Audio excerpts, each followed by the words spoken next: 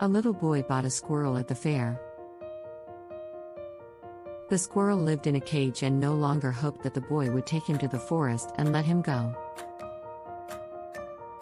But once the boy was cleaning the cage in which the squirrel lived and forgot to close it with a noose after cleaning. The squirrel jumped out of the cage and first jumped to the window, jumped to the windowsill, jumped from the window to the garden, from the garden to the street, and jumped into the nearby forest. The squirrel met her friends and relatives there.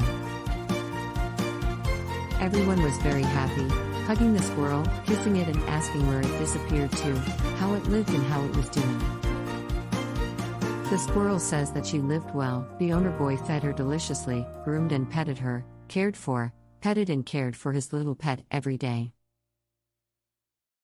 Of course, the other squirrels began to envy our squirrel, and one of the girlfriends asked why the squirrel left such a good owner who cared for him so much. The squirrel thought for a second and answered that the owner took care of her, but she was missing the most important thing.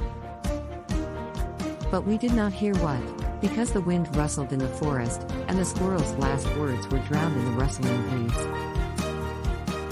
And you guys, what do you think? What was missing from the squirrel?